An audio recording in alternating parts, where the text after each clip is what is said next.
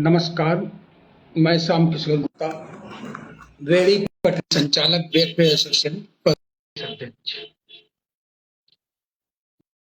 जैसा हमने कहा था आपसे कि 21 तारीख को हम आपके सामने पेश होंगे रात्रि 8 बजे। 8:15 हो रहे हैं। 15 मिनट का हमें वक्त ज्यादा लिया क्योंकि कुछ जानकारियां और इकट्ठा करना। आज का हमारा टॉपिक है उत्तर प्रदेश सरकार को कौन चला रहा और अधिकारी उत्तर प्रदेश सरकार के शासनादेश मानते हैं या नहीं मानते हैं, उस विषय पर। क्योंकि एक बहुत बड़ा हमारे पास सवाल जो है वो नोएडा प्राधिकरण का है और यूं कहिए पूरा उत्तर प्रदेश का है।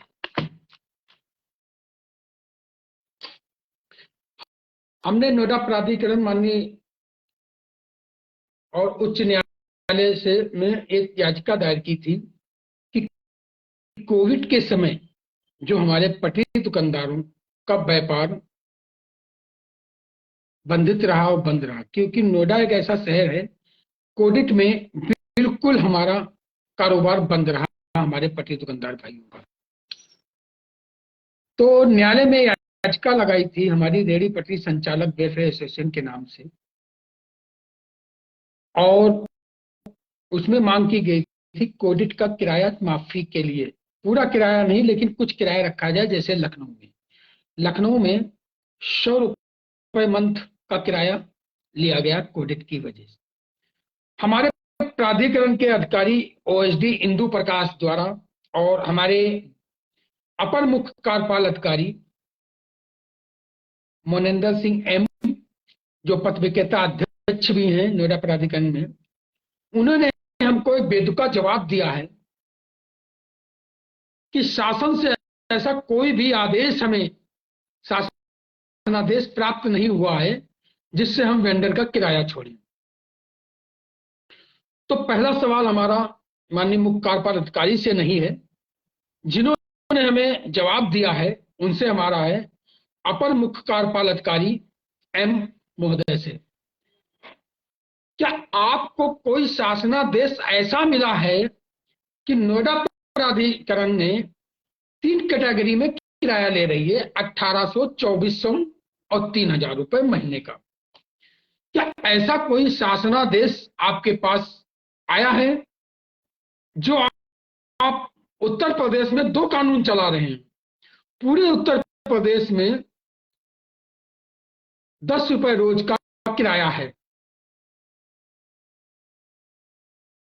300, 600 रुपए महीने मान लीजिए आप। हम 300 भी नहीं मान रहे, 600 रुपए महीने मान रहे हैं। तो क्या आपको शासन ने कोई ऐसा शासनादेश भेजा है, मुख्य सचिव ने या हमारे आदरणीय मुख्यमंत्री जी ने, कि नोएडा में किराया वेंडर का 1800 और 2400, 3000 रुपए होगा?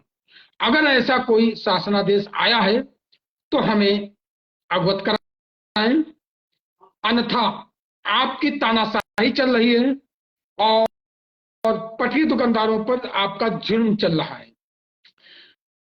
मैं ऐसे कोई जवाब नहीं, हवा में तीर नहीं मांगता हूं।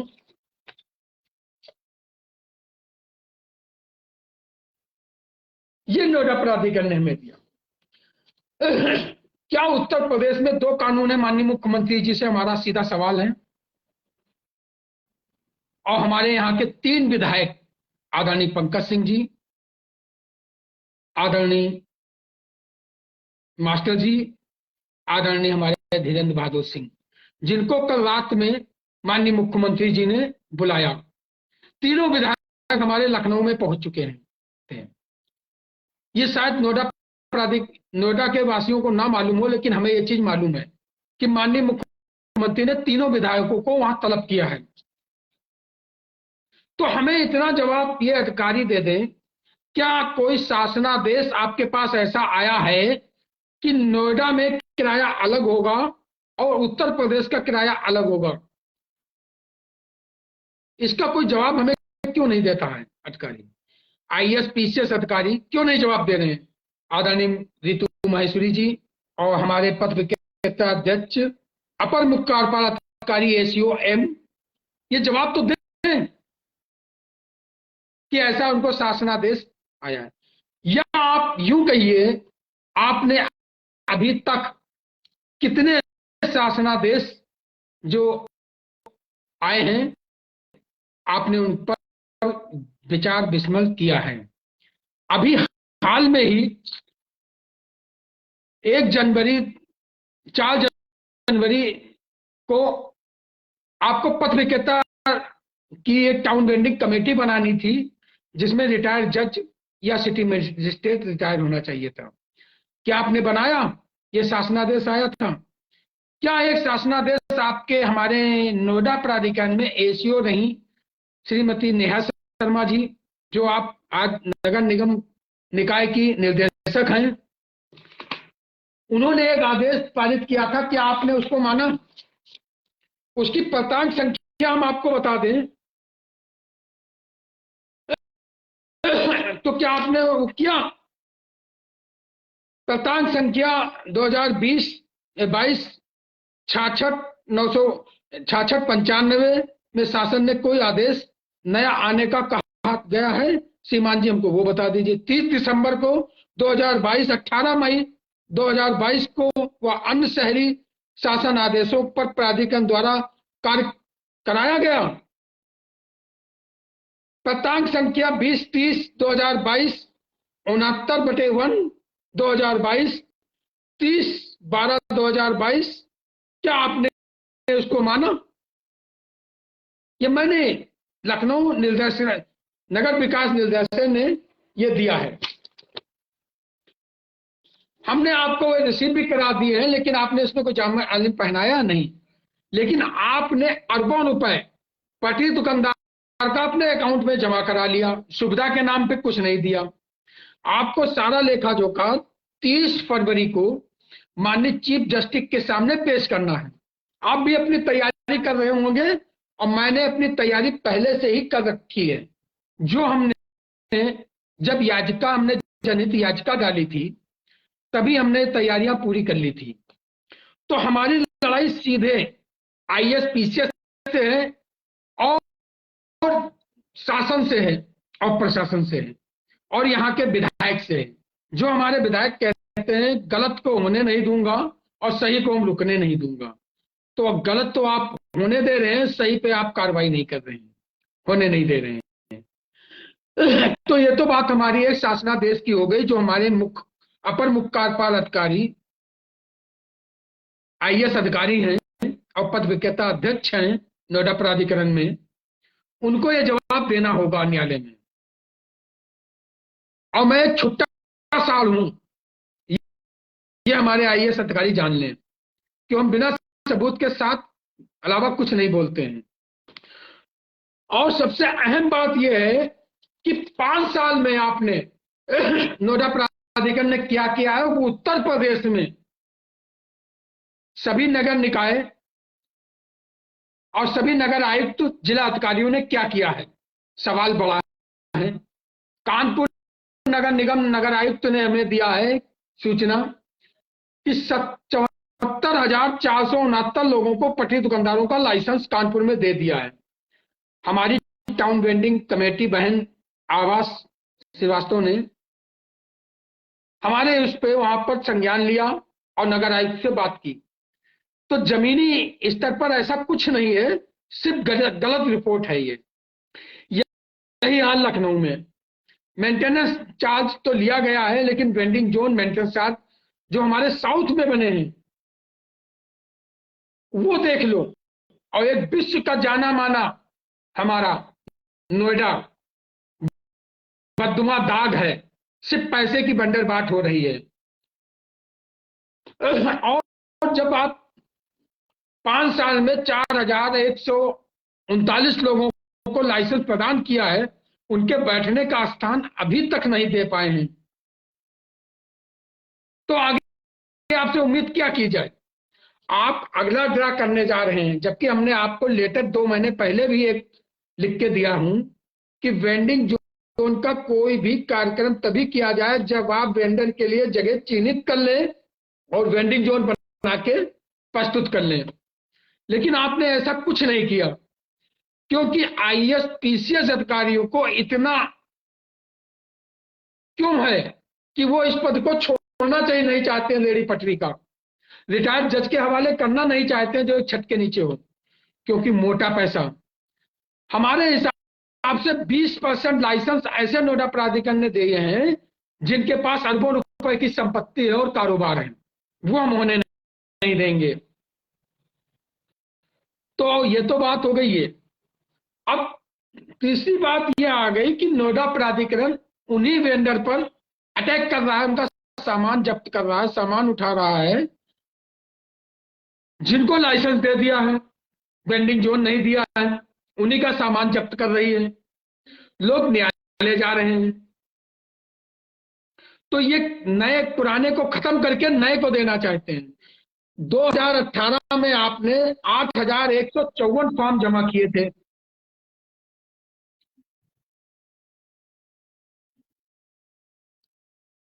आठ हजार एक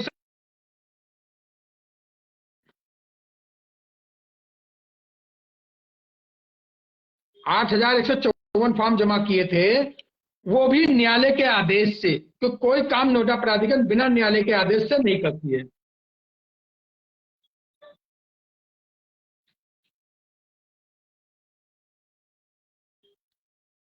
उसके बाद 2019 में,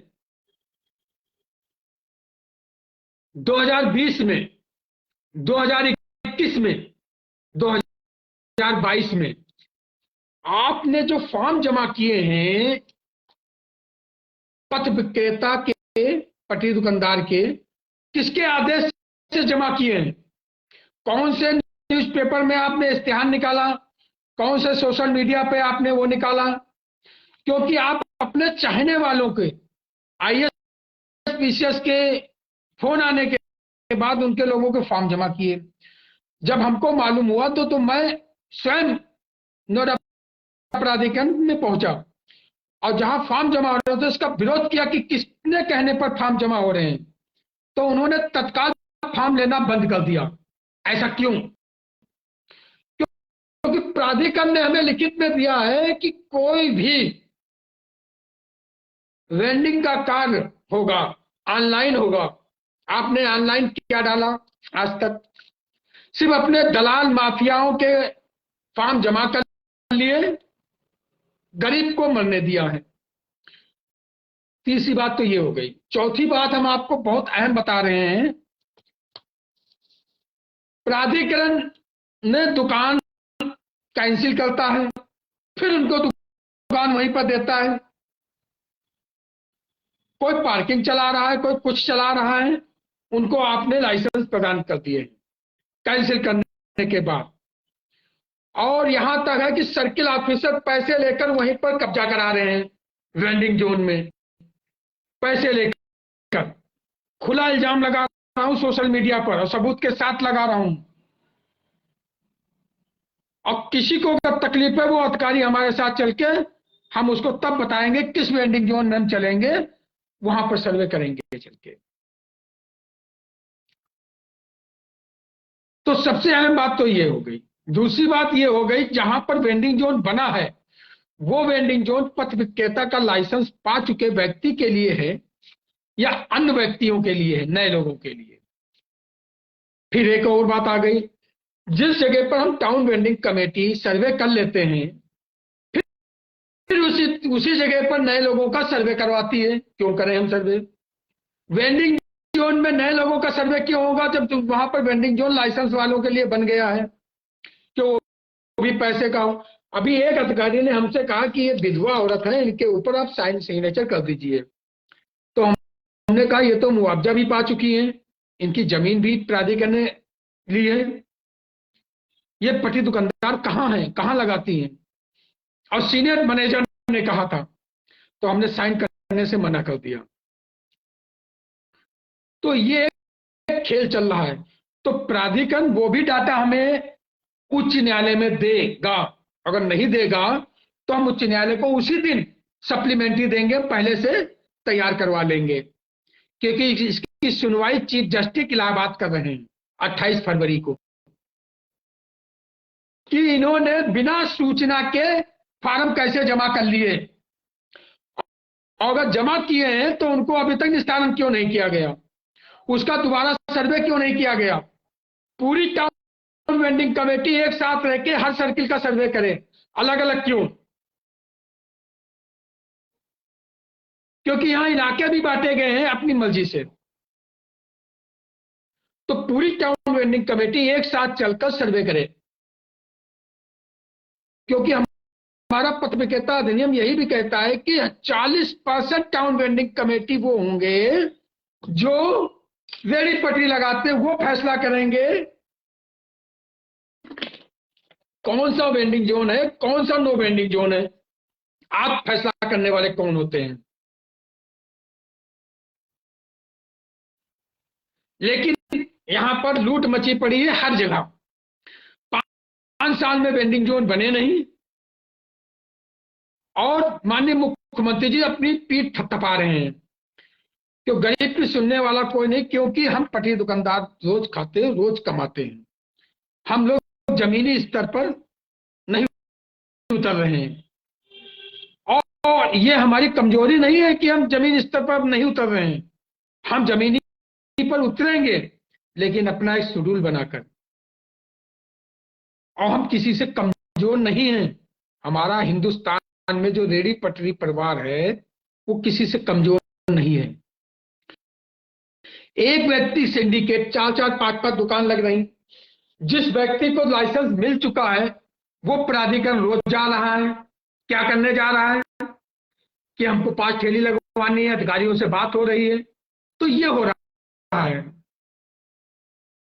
तो हमारा सीधा सवाल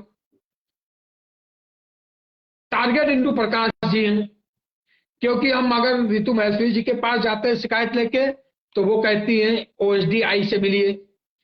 पथ विक्रेता अध्यक्ष एम से मोनिंदर सिंह से मिलते हैं, तो वो कहते हैं इंदु प्रकाश देखते हैं। इंदु प्रकाश जी के पास जाता है पटरी दुकानदार, तो कहते हैं हमारा काम नहीं है, ये सीनियर मैनेजर का है, सर्किल ऑफिसर का है। आखिर एक जिम्मेदारी क्यों नहीं नियुक्त की जाती है इस पर? आप लोग गुमराह में क्यों कर रहे हैं? आप लोग आईपीएस अधिकारी हैं, आईएएस अधिकारी हैं, आप रेडी पटरी का क्यों काम देख रहे हैं? आपको सिग्नेचर करना है, सिग्नेचर करिए। ये काम टाउन वेंडिंग कमेटी का है, उसको करने दीजिए।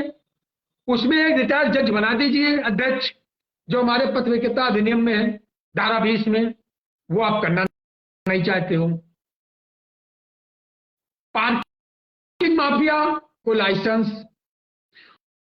होटल मालिक को लाइसेंस, परचून दुकान चलाने वाले को लाइसेंस, कंपनी में काम करने वाले को लाइसेंस, गार्ड की नौकरी करने वाले को लाइसेंस।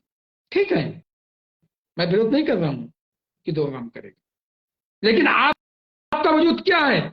जो आपने कहा है कि शासन से हमें ऐसा कोई शासनादेश नहीं मिला है। क्या आप पटरी दुकानदार का सामान उठाते हैं तो धारा 18 में आपने उसको 30 दिन का नोटिस दिया है? क्यों नहीं देते हैं? फिर हमारे इंदु प्रकाश जी, जो आज हमें जानकारी प्राप्त हुई है और उसकी वॉइस रिकॉर्डिंग भी हमें प्राप्त हो गई है आज, उन्होंने किसी पटरी दुकानदार से यह कहा है कि जो कोर्ट गया है उसको हम देंगे। तो इसके मतलब आपकी जो वीडियो वायरल हो रही लोगों की कि 10,000 दो, कोर्ट से हम तुमको दिवा देंगे, अधिकारियों से हमारी बात हो गई है। तो आपकी टीम काम कर रही है, आप चाहते हैं कि सभी कोर्ट जाएं।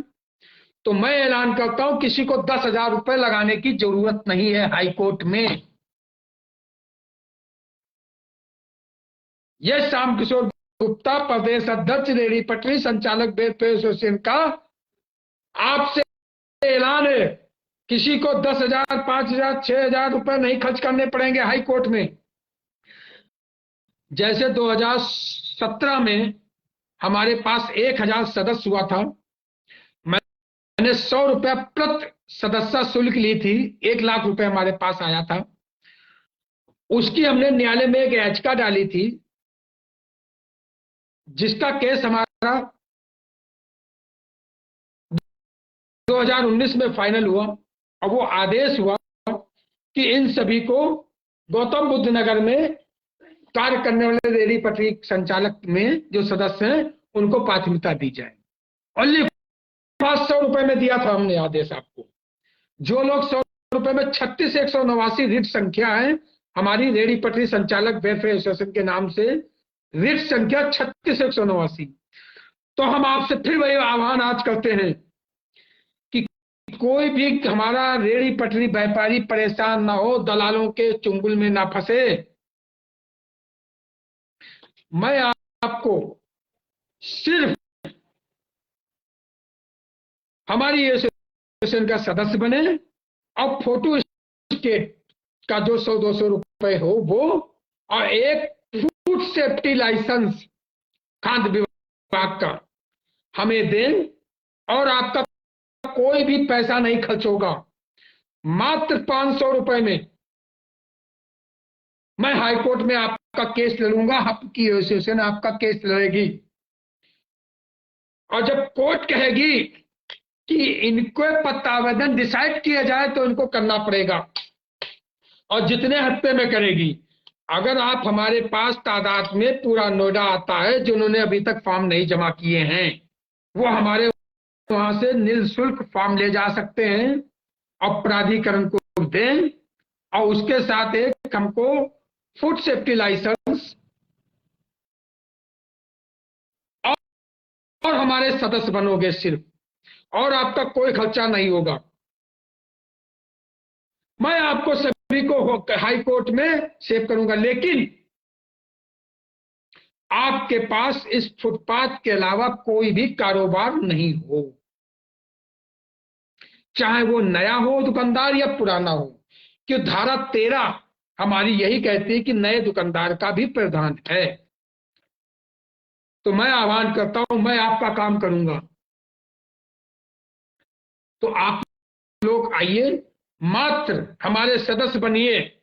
आपका न्यायालय में कोई पैसा नहीं खर्च होगा, न्यायालय की लड़ाई मैं लड़ूंगा आपकी, और निःशुल्क। क्यों, मैं वकील को अपनी फीस देता हूं हर मंथली का, वो यूनियन का केस लड़ेगा। आपको लाना क्या है, एक जहां पर दुकान लगाते हैं उस दुकान का लोकेशन का फोटो, एक passport size, 2 passport size photo,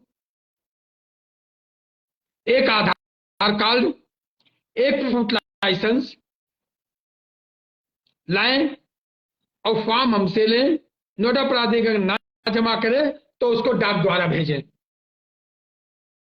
इतना काम आप करके दे दीजिए, बाकी काम हमारा, आपका कोई पैसा नहीं खर्च होगा।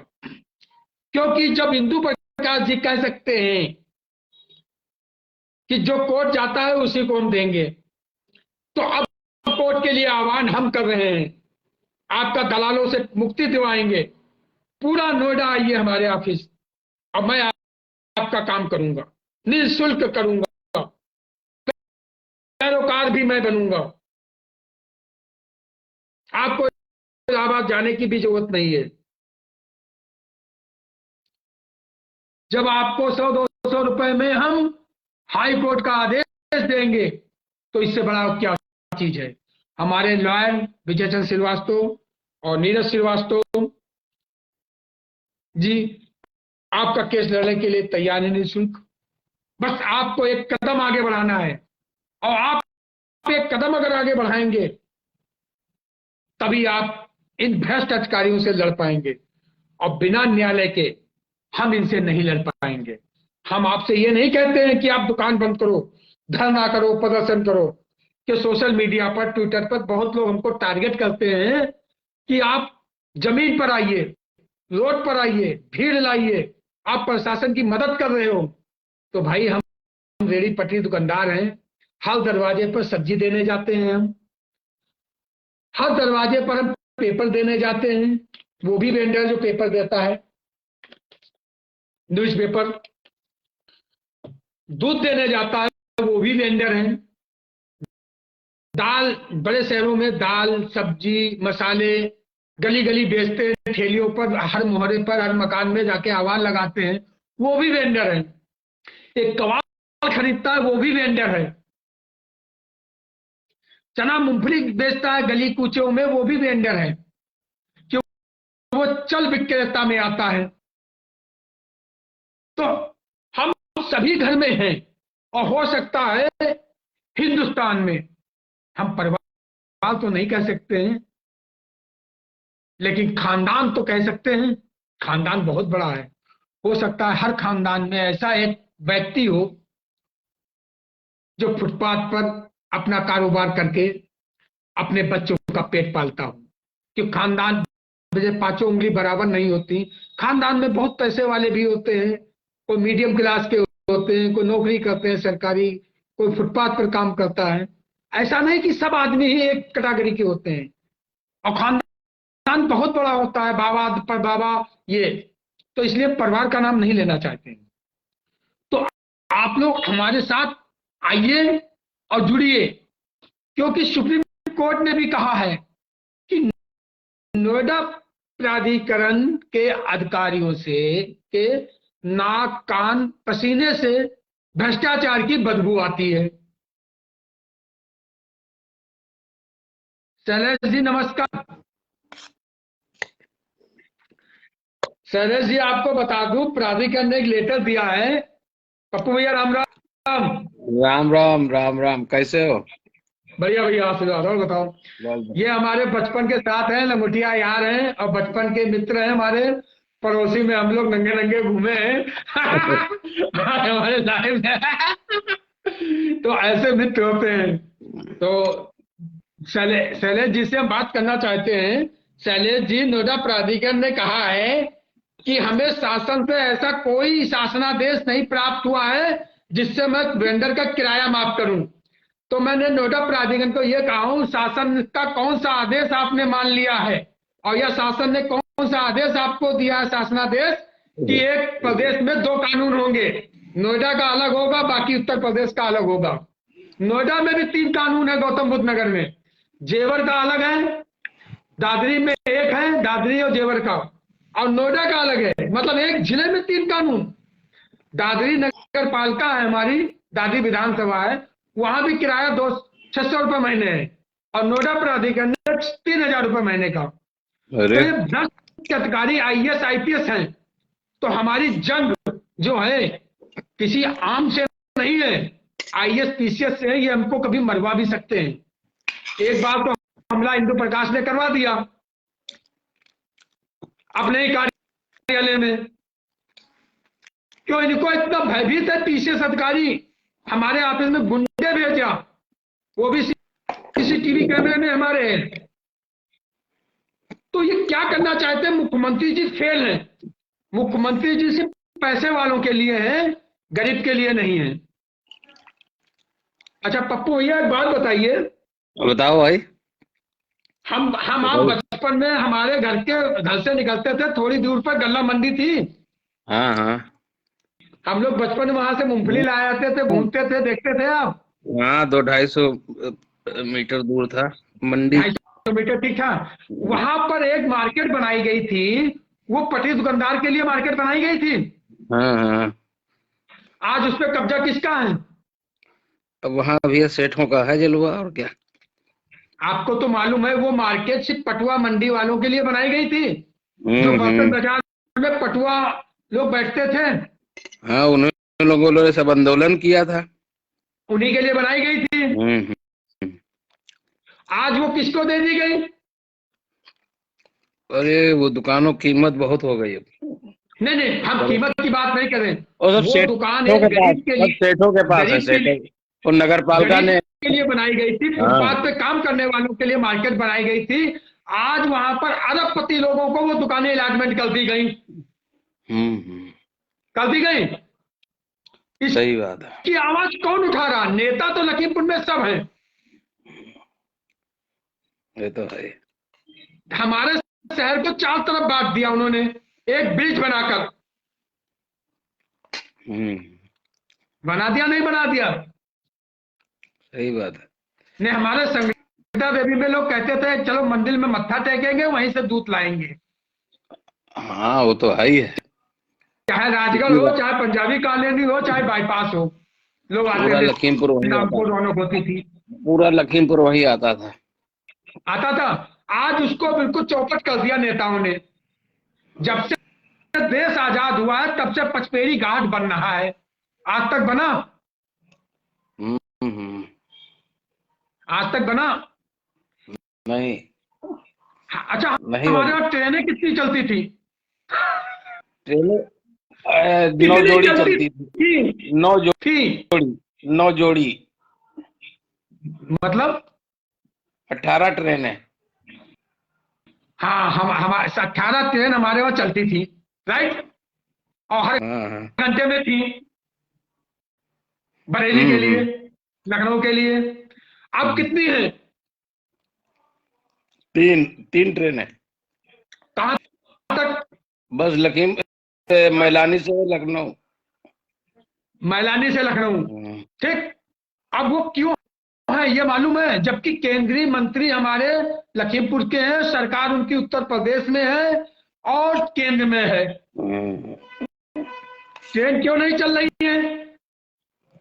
वो ऐसा था ना, वो जंगल का कुछ फॉरेस्ट का वो एनओसी नहीं मिल रही थी। नहीं नहीं नहीं नहीं, हम बताएंगे आपको। अच्छा। ये जो दिल्ली की बसें चल रही हैं, हाँ हाँ ये सब पैसे वालों की चल रही है ना, नेताओं की चल हाँ। रही है। हम्म। हाँ, तो ये काम बंद हो जाएगा। अरे उससे कोई फर्क नहीं पड़ने वाला, खैर। अरे भाई साहब, 1,000 बस लखीमपुर खीरी डिस्ट्रिक्ट से डेली दिल्ली आती है, बहराइच और लखीमपुर से मिलाकर। अच्छा। आपका कहाँ है? आप सवाल उठाओ तो। पलिया से कितनी आती है, भीरा से कितनी आती है, चलती हाँ हाँ। है? लखीमपुर से कितनी चलती है मालूम है? नहीं नहीं, धौरहरा से मालूम तो कितनी है। चलती है? खैरा बांसवाड़ा वालों से की कितनी चलती है। चलती है? हाँ हाँ। मैंने पूरी लिस्ट बना ली है इसकी। तो ये लोग मोटा चंदा देते हैं नेताओं को।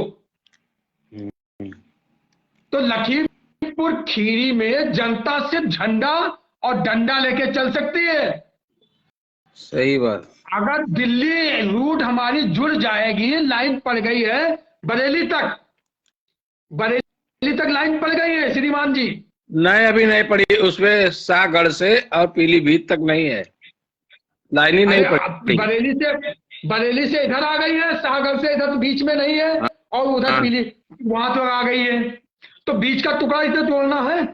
हाँ। 20-22 किलोमीटर का चल रहा, काम चल रहा जोरों से। नहीं नहीं, काम काम चल रहा तो उसको तुम शाहजहांपुर से जोड़ दो, पीलीभीत से दिल्ली रूट मिल जाएगा, लखीमपुर उन्नति पे आ जाएगा।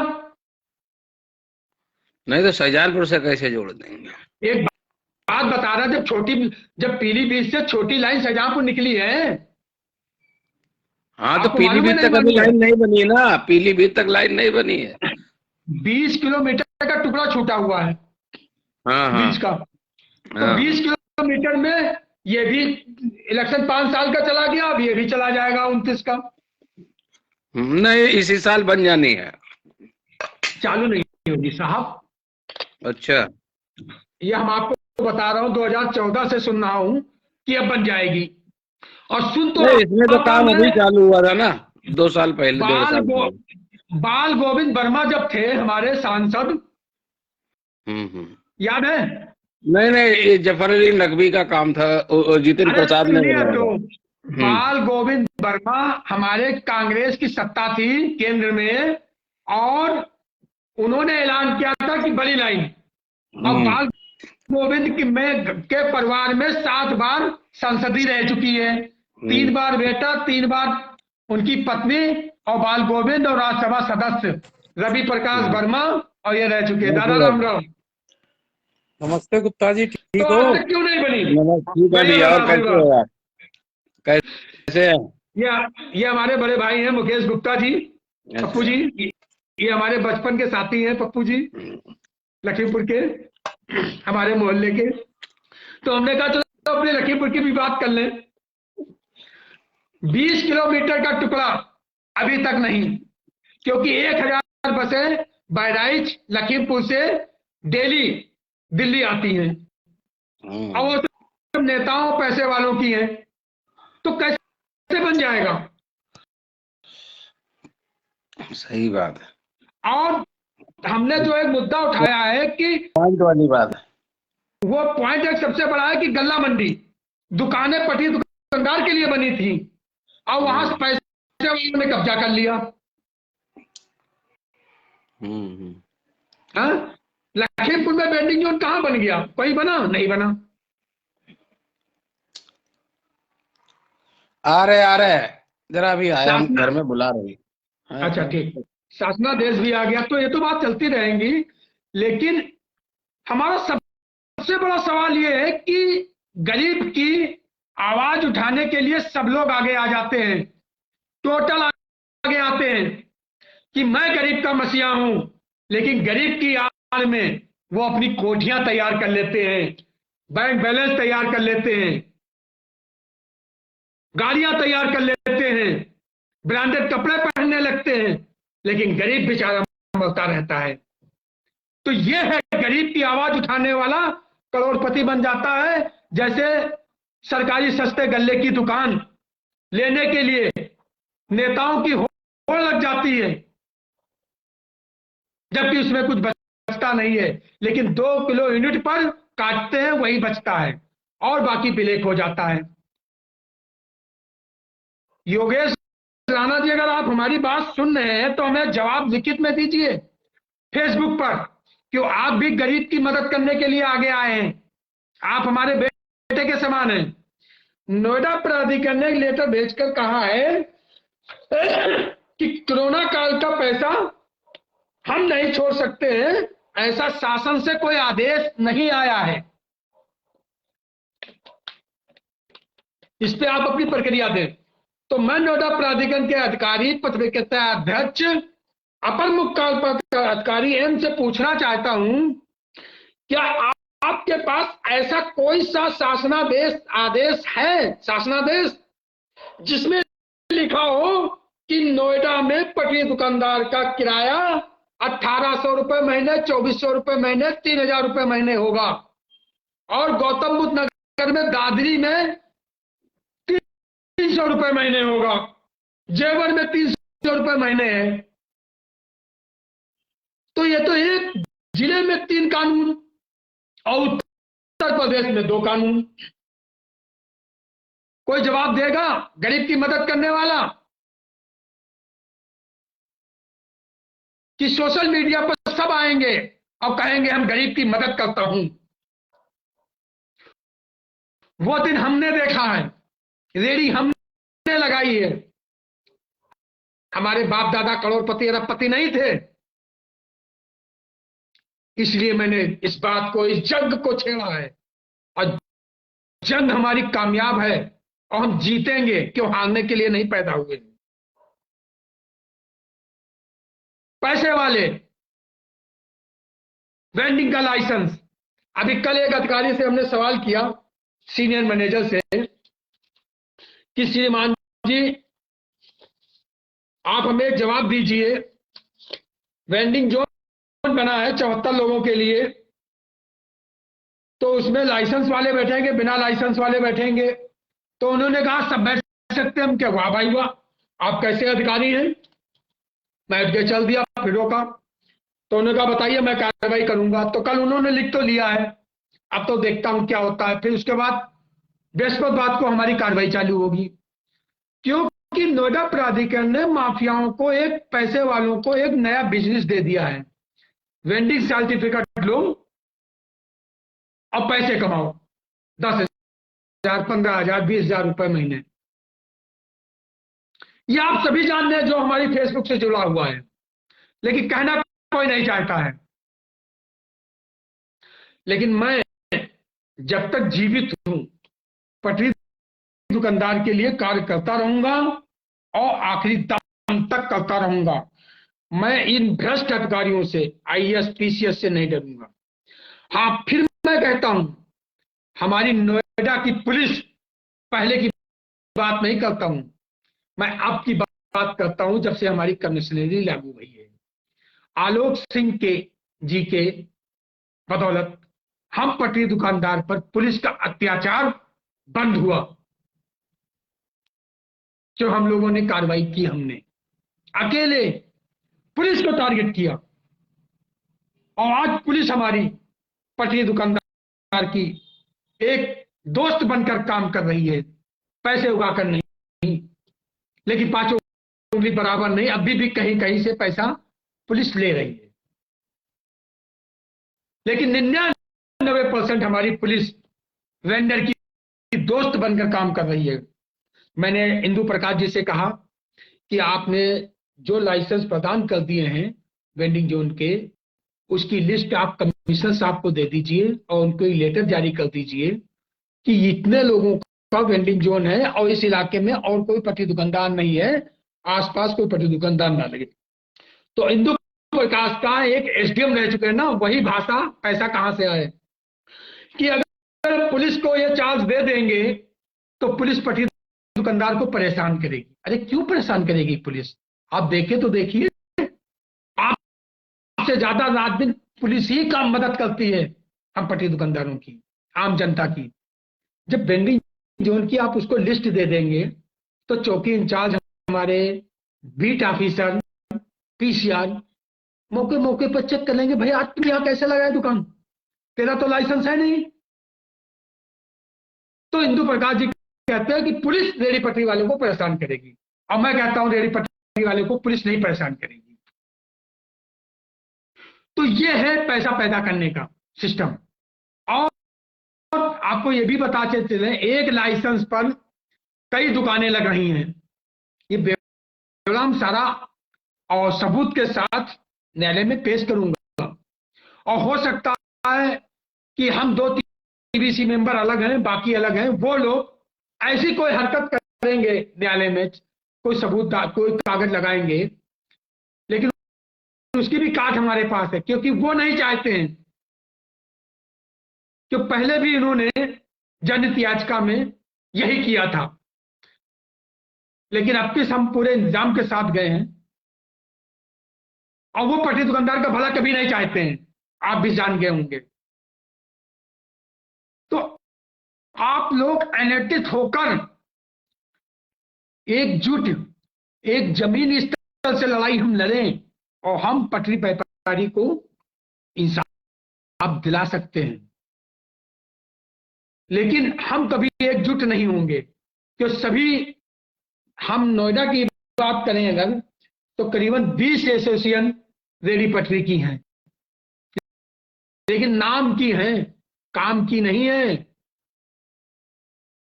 कि उसका अध्यक्ष कहीं नौकरी कर रहा है, उसका अध्यक्ष कहीं रेस्टोरेंट चला रहा है, कोई प्रॉपर्टी डीलर का काम कर रहा है, तो वो लोग तुम्हारी मदद नहीं कर पाएंगे पटरी दुकानदार की।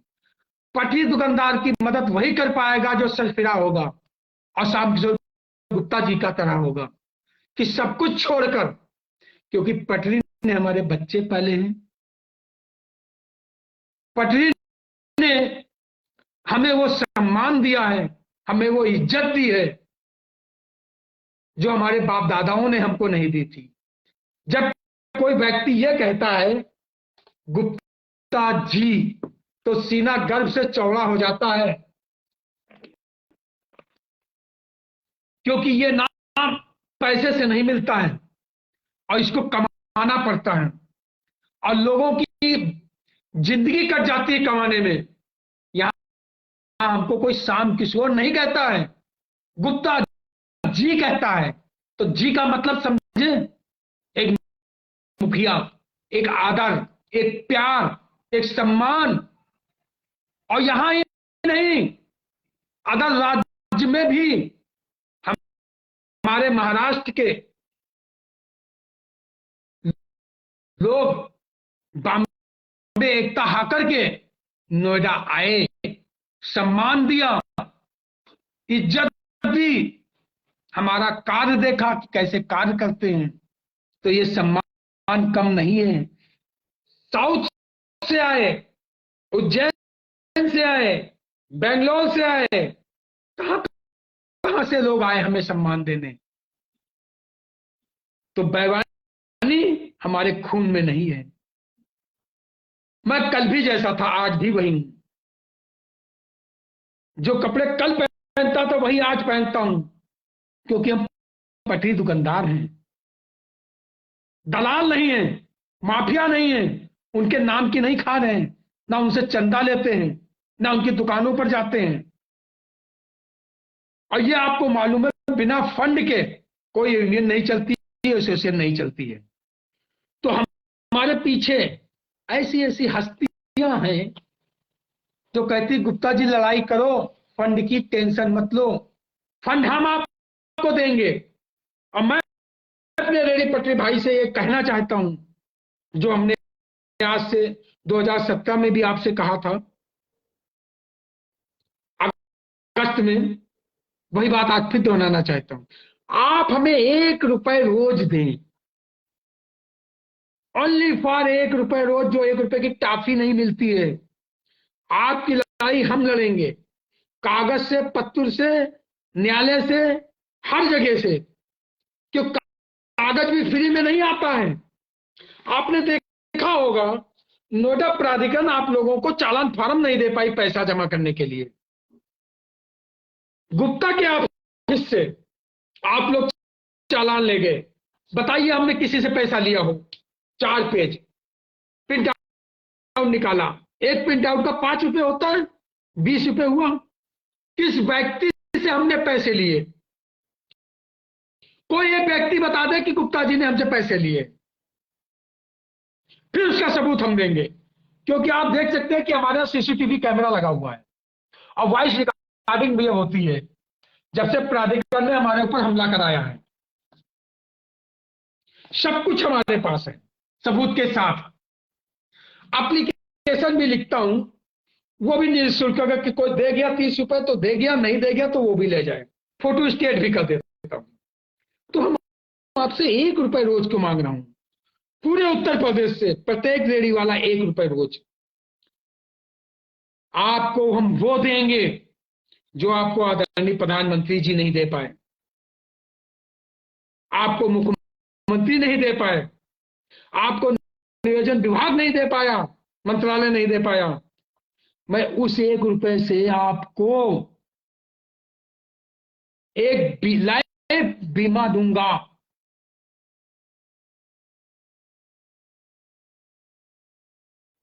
3 लाख रुपए का बीमा दूंगा। अगर आप रेडी पटरी पर के दुकानदार हैं, रजिस्टर्ड हैं, आपकी अगर मृत्यु हो जाती है तो आपको इंश्योरेंस पॉलिसी देंगे 3 लाख रुपए की। इतनी बड़ी बात तुम नहीं कर सकता हूं 1 रुपए रोज पर, 30 रुपए महीने पर।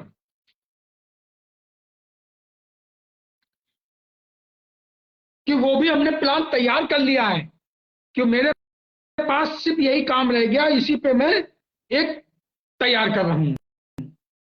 या आप 1 रुपए 100 रुपए महीने का दें, 1 महीने का इंश्योरेंस आपको होगा।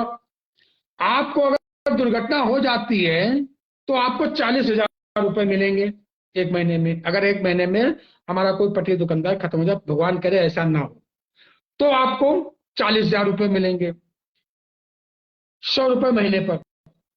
और आपको स्टेट बैंक से वो आपको पॉलिसी मिलेगी। और अगर आप 1 रुपया रोज देते हैं हमारी संस्था के अकाउंट में, करंट अकाउंट में, पेटीएम से अटैच होगा, तो आपको सिर्फ 5 साल पैसे देना होगा 1 रुपया रोज।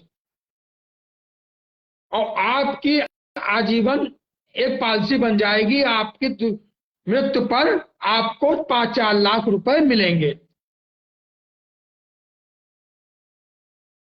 और दूसरी पॉलिसी आपको बता दें, 1 रुपये रोज में ही वही आपको मेडिकल ट्रीटमेंट फ्री में मिलेगा। वो आपको हम पॉलिसी देंगे ओनली फॉर 1 रुपये रोज। और उसी 1 रुपये में मैं आपको, आपका रोजगार रहेगा। आप रोजगार बंद करके किसी अधिकारी के चक्कर नहीं लगाएंगे। आपको अगर कोई परेशानी है तो आप हमको एक लिखित में प्रार्थना पत्र देंगे। उस प्रार्थना पत्र को आप हमसे रिसीव करा के अपने पास रखेंगे और हमें एक अथॉरिटी देंगे कि मैं ही ही राम उजागिर हूं, मैं ही कल्लू हूं, मैं ही कमलेश हूं। शामश्वर गुप्ता, मैं आपकी कार्रवाई करूंगा, आपको किसी भी अधिकारी से मिलने की जरूरत नहीं है। बाकी शर्त हमारी ये है कि आपके पास पटरी के अलावा कोई भी कारोबार नहीं हो। ऐसा आपको एक 10 रुपए के स्टाम्प पर हमें लिखित में देना होगा।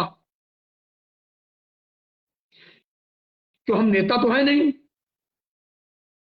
कि आप हमारे पास आओ तो हम आपसे पूछें कि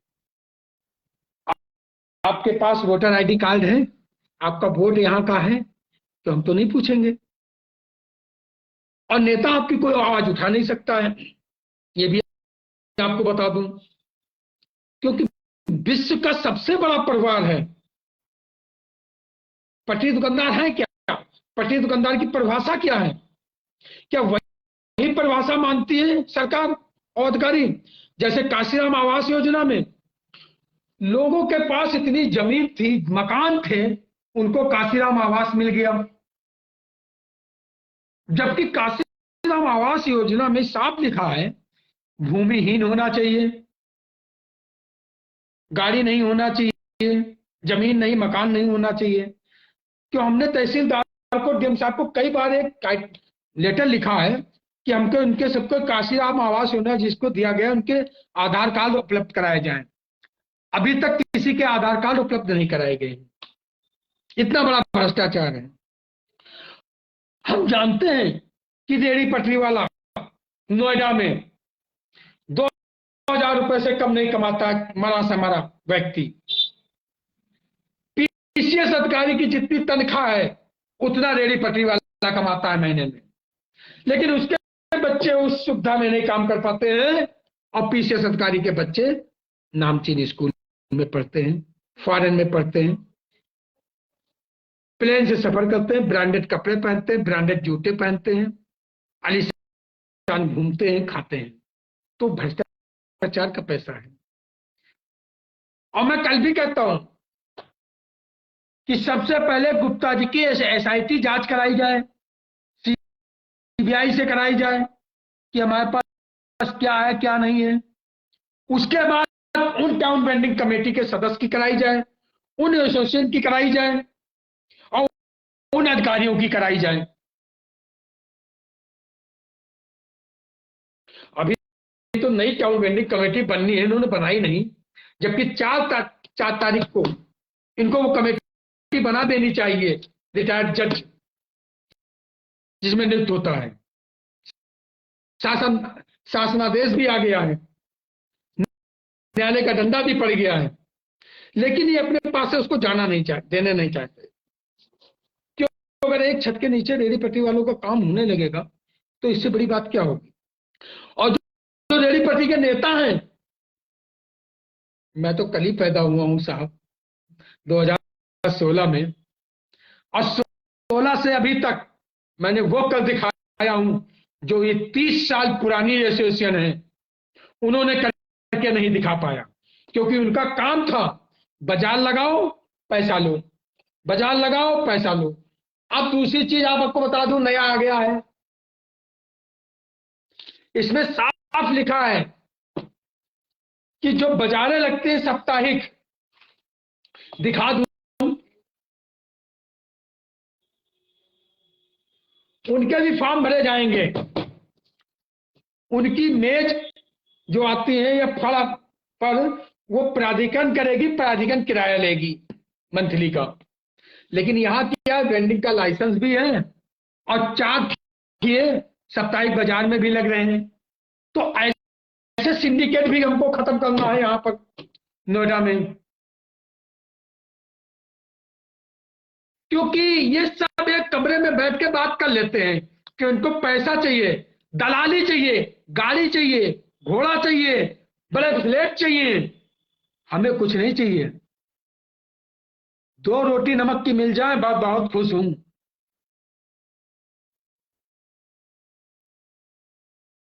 क्यों, यहां तो जैसे होता हूं वैसा भी चला जाता हूं। तो वही चीज मैं आपसे कहता हूं कि गरीब की लड़ाई लड़ने वाले लखपति हो गए, करोड़पति हो गए, और गरीब बेचारा वहीं रहा। कांग्रेस कहती थी गरीबी हटा दे देंगे, गरीबी तो हटी नहीं लेकिन खुद हट गए।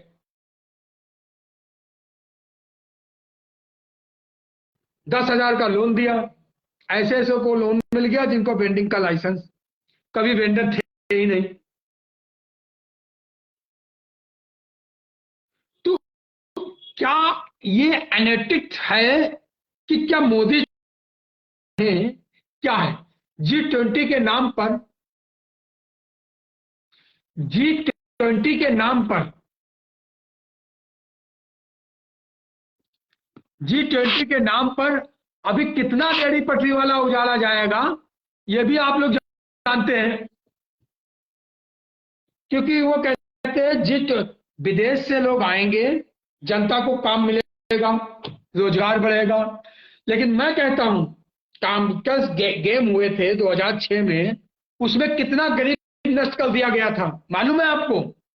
अब G20 आ रहा है, अब G20 में रेहड़ी पटरी वाले नष्ट कर दिए जाएंगे, हटा दिए जाएंगे।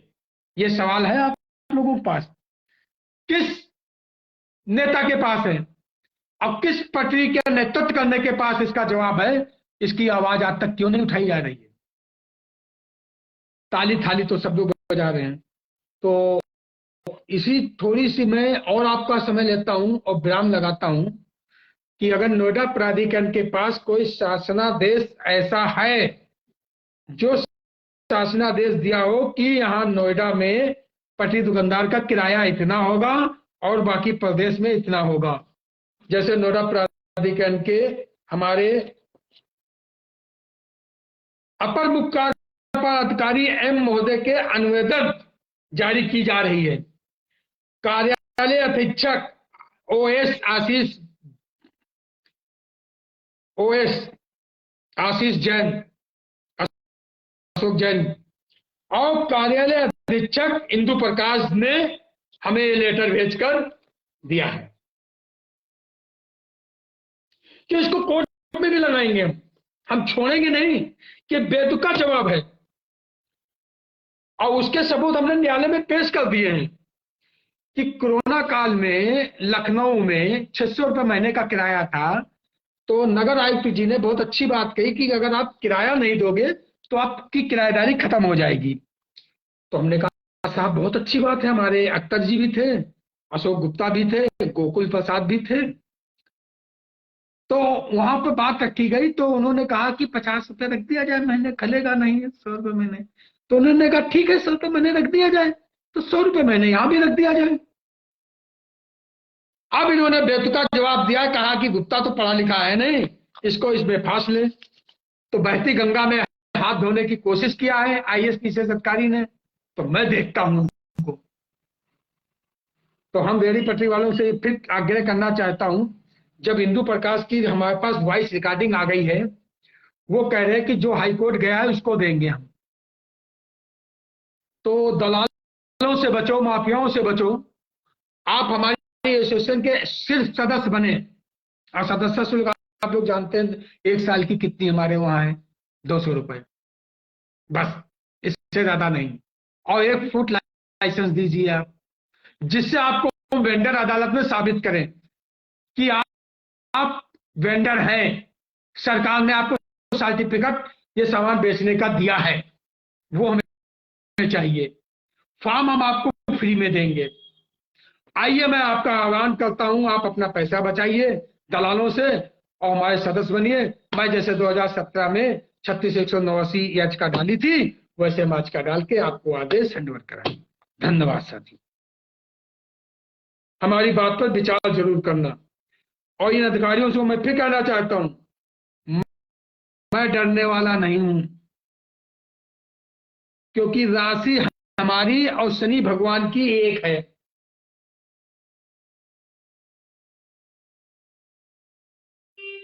इस बात का समझ लेना,